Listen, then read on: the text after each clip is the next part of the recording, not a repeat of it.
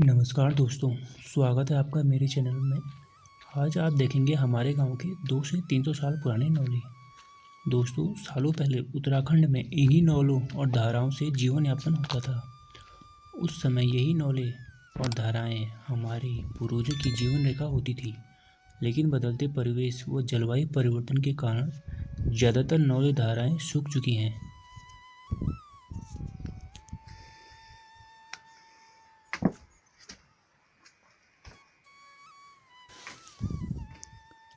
हमारे गांव में पहले 25 से 30 ज़्यादा धाराएं और नौले हुआ करते थे, लेकिन जलवायु परिवर्तन के कारण अब कुछ में ही पानी रह गया है।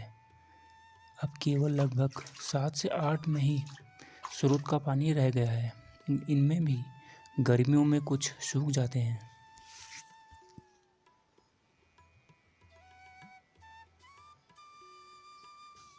जब हमारे गांव में सरकारी नलों में पानी नहीं आता है तो हम इन नलों पर ही निर्भर रहते हैं।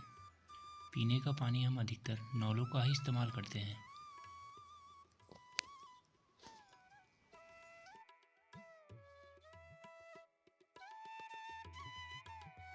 जो यह सूखा नौला आपको दिख रहा है, वर्तमान में इसका स्रोत खुल चुका है। यह लगभग 8-9 साल से सूखा पड़ा था, लेकिन पिछली बारिश में इसका स्रोत खुल गया है।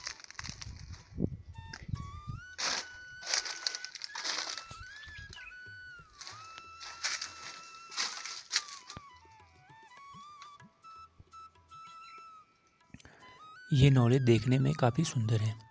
आज के कारीगरों द्वारा इनको बनाना थोड़ा मुश्किल है। हमें इनका संरक्षण भी करना चाहिए, क्योंकि अब ऐसे नौले आगे हमें मुश्किल से देखने को मिलेंगे।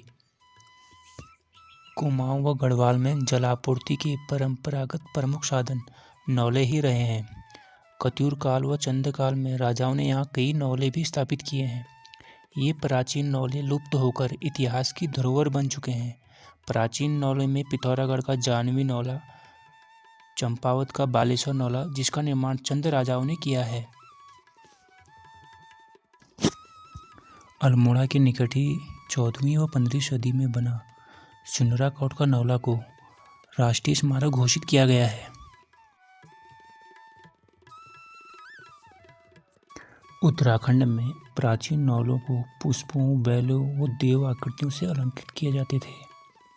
ये परंपरागत सांस्कृतिक और ऐतिहासिक धरोहर समुचित रखरखाव न होने के कारण जलविहीन हो गए हैं।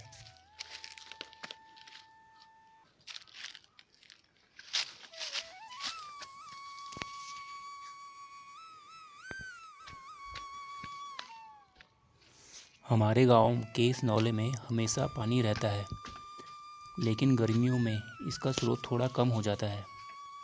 गर्मियों में कभी कभी पानी की इतनी किल्लत हो जाती है कि रात को भी पानी भरने जाना पड़ता है।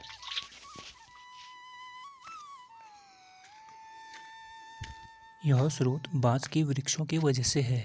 यहाँ आसपास काफ़ी मात्रा में बांस के वृक्ष हैं। हमारा यह स्रोत चाहे गर्मी हो या सर्दी हो, सभी मौसम में इसमें पानी रहता है। इसलिए हम अपने गांव में बांजों के वृक्षों का रोपण समय समय पर करते रहते हैं, ताकि इसका स्रोत बना रहे।